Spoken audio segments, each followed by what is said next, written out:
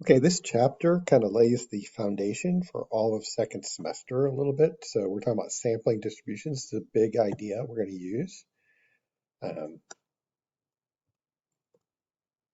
okay, so a statistic is a number that describes a sample, some characteristics about a sample. A parameter describes something about a population. So we're going to use those words. Variously, we'll give you a way to remember that in just a minute. So statistics, we always use like these special notations like x bar, p hat, and s sub x. Like your calculator has that for standard deviation. For populations, we always use the Greek letters. So mu for mean, p or might be called rho, I'm not sure in Greek, population proportion, and sigma lowercase for standard deviation. So when we're talking about population, we are talking about Greek letters. When we're talking about the sample statistics, we're talking about not Greek letters there. Maybe that helps. That always helps me with this. A sample statistic is called the point estimator. So x bar, p hat, s sub x there, those are point estimators. They're going to estimate a single point on a number line. Okay. So identify the population, parameter, the sample, and the statistic for each of the following. So the Gallup poll asked 515 randomly selected US adults if they believe in ghosts. Of the respondents, 160 said yes. So the population is all US adults. We like using words like all when we talk about a population or true. The parameter would be the characteristic from the population we're studying. So I guess, do you believe in ghosts would be the parameter. The sample are the people chosen there out of the population. It looks like they randomly chose 515 US adults. And the statistic is 160 out of 515 said yes. Let's see what we did. So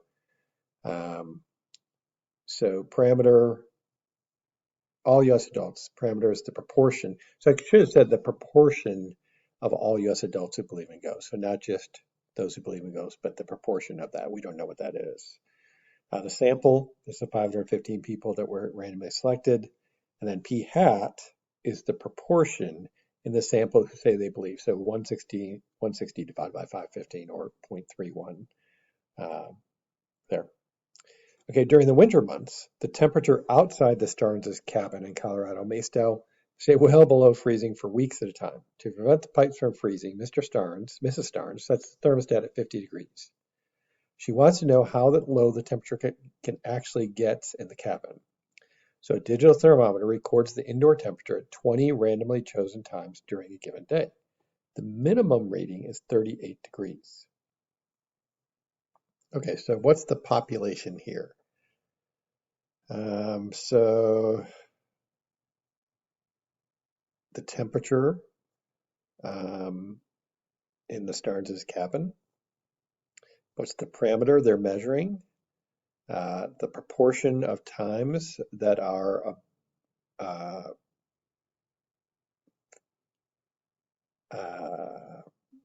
let's see, what do they say here? The true minimum temperature. So they're studying the minimum here. I was going to say they're below 50. So the true minimum, whatever that true minimum is. And then what's the sample? So the sample here was they took 20 randomly chosen times. They took the temperature there. And then the minimum reading is, in this case, 38 degrees. It's the minimum temperature. Okay. Kind of a strange population there. When defining a parameter, try to use words like all US adults, or the true proportion of the true minimum there. When we're talking about the population, those are really good words to use. It kind of makes it clear you're not talking about a sample statistic. Also remember S&P. This is how I remember it. So Statistics come from samples, S's there. Parameters come from populations. So to use those words, because they're similar ideas, but then when you go, oh, we're talking about the population, it's a parameter. That characteristic is a parameter. Talk about the sample, oh, that characteristic is a statistic. So those two words, they kind of mean similar things, but they're talking about different groups there, slightly different groups. Okay, we have talked about sampling variability. That means, you open up one pack of M&Ms and get 19 green ones. The next pack probably has a different number of green M&Ms in that pack, even if they have the same number of M&Ms. There's a lot of times sampling variability when you sample anything. This is a big concept.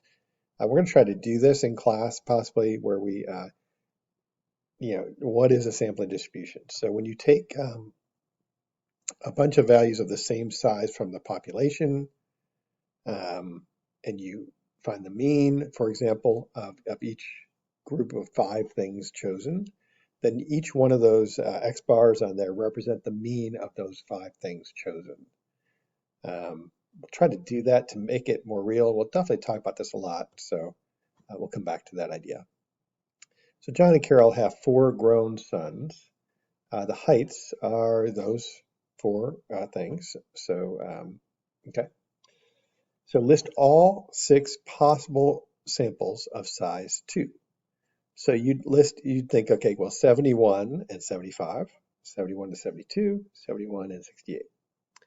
75 and 72, 75 and 68, and 72 and 68. So I think you'd come up with those 6 possibilities. Essentially, I think, let's try it. So I think you could get that if you didn't want to actually list them out, but just get the number that they would be 6 of them. Let's think about a combination. I think this might work, 6, 2.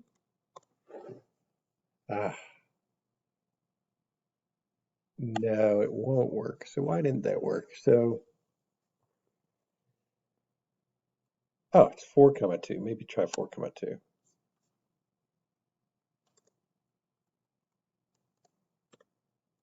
Ah, it does work. Okay.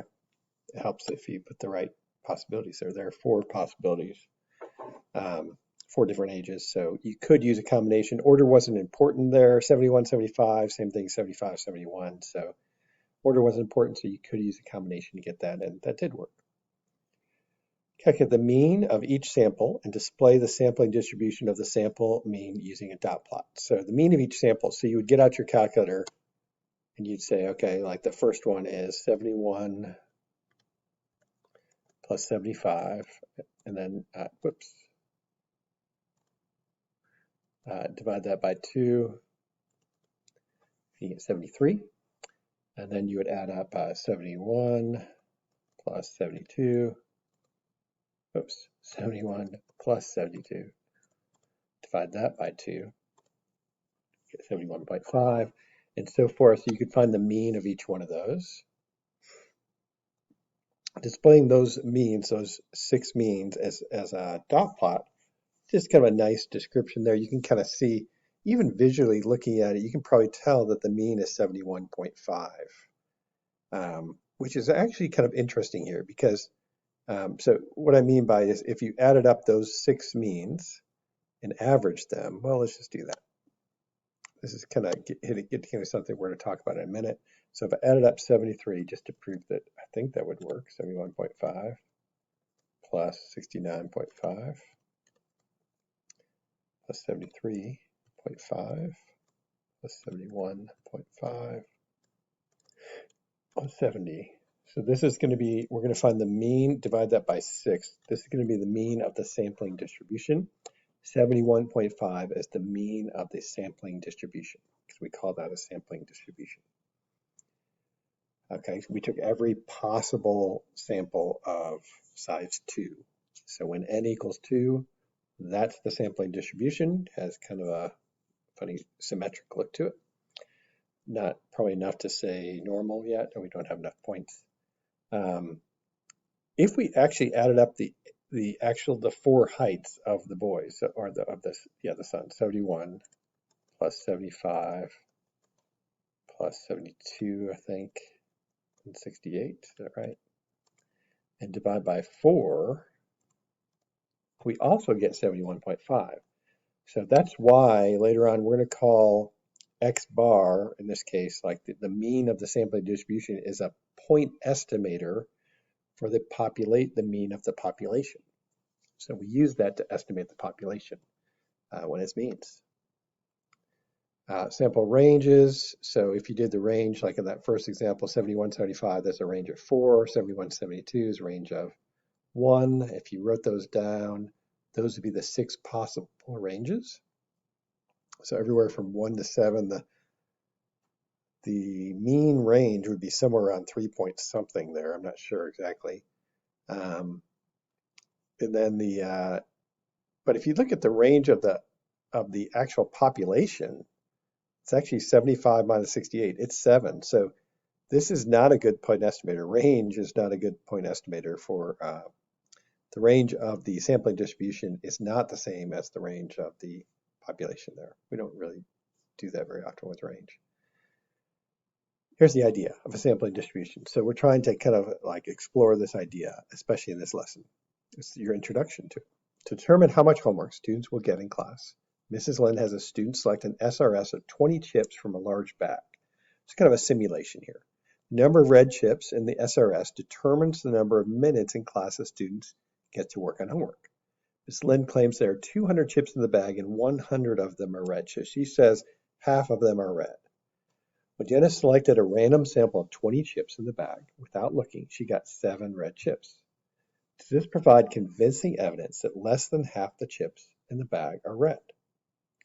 What is the evidence we have so far that less than half the chips in the bag are red? Well, right now, we know that we picked out 20 chips and 7 of them, which is less than half, are red. So we have at least one example of that. That's pretty much all we have. Jenna sample proportion, p hat. That's what we call that. It gets from a sample. So we don't use the Greek letter there. P hat was 7 out of 20 or 0.35, which is definitely less than 50%. Provide 2 explanations for the evidence described in part A. Well, I don't know, Mrs. Lynn. Maybe Mrs. Lynn is telling the truth and Jenna was just kind of unlucky. Maybe Mrs. Lynn is not telling the truth there, and there really isn't exactly half in the bag. Maybe there's like 30% or something. I don't know. And that's, those are the possibilities, or at least 2 explanations. Fortunately, now we really want to have a better explanation than just, well, we got p hat is less than 0.5. That's all we got. So we could do a simulation.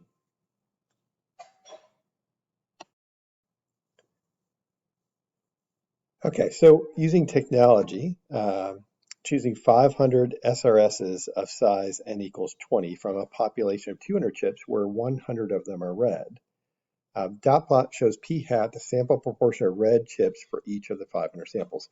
Just so you get a better idea of what that is, so I could use technology to generate this. So in my first column of data there, I used the randint command. There at the bottom, you can see randint 0 and 1. So there's a 50% chance there's only 0s and 1s, just like there's a 50% chance of getting red chip, we think, if she was telling the truth. And I'm choosing 20 of those. So it populates the first 20 cells here with either 1s or 0s. So we're taking 20 at a time here. You notice it stops after 20. What I did is, let's say the red ones counted as a 1. So I added up the sum of all the red ones here, and I got 9. So I added those up to get 9. Now, I would just repeat this process over and over again. If I randomize again, that time I got 8, that time I got 12. It's going to vary. Does that make sense? It's probably going to be relatively close to, there's a 6, 14. Not a lot of 10s actually, but a lot around 10 or 11, right? So those are like, you might get, there's going to be some variation. When you randomly choose, you get a lot of something around, in this case, getting a lot near, they took the proportions there, so they're very close to 50%. 10 out of 20 would have been 50%, so A lot of those values were close to that. You can see that every once in a while you get some of those almost outlier. It looks like an outlier there at 0.15, so that'd be very tough to get, I would think. There's one dot at 0.8, okay? Explain what this value represents. So in our simulation, taking samples of size 20, 80% of that particular size 20 sample, 80% would be like 16 out of 20, basically, were red chips when they counted them up. What it says here is one similar sample of 20 chips, there were 16 red chips. So 16 out of 20 or 80% for this particular one sampling that they did of size 20. So they're just taking samples of size 20 out of the whole bunch of chips and seeing what they get. And that's based on, if she's telling the truth, that there are 50-50 chance, that's what this random simulation was based on. Would it be surprising to get a sample as small as 7 out of 20, which is 35%? Look at 35% of the chart. I don't even have to add up the numbers. Is that less than 5%? That's 35% or less than that or more extreme than that? Definitely more than 5%, so I don't think this seems that unusual. No, there were many more simulated samples. We didn't even add them up, but trust us, there's more than that that are equal to less than or equal to 35%. Based on the previous incident, is there convincing evidence that less than half the chips in the bag are red? I don't think so, right? We didn't have enough evidence to say that because chance alone could explain why you got 35%. There's going to be some chance that is involved there, and so that could be the explanation. So the simulation says it's not that unusual. I haven't heard it called this, but it could be called. So instead of sampling distribution, you could call this the randomization distribution when it's done by a simulated random design. They're kind of like using a calculator or something to get those numbers. Okay, let's just practice what we learned. A lot of this is about definitions this time, so maybe this one's a little easier than others on this one. So it's just hard to identify population, parameter, sample statistics. You want to be good at this. High school student was interested in finding the mean annual tuition at four-year U.S. colleges. The student randomly selected 23 U.S. colleges and found a mean annual tuition of $19,800. What's the population? Population is the tuition at all four-year U.S. colleges. The parameter is the proportion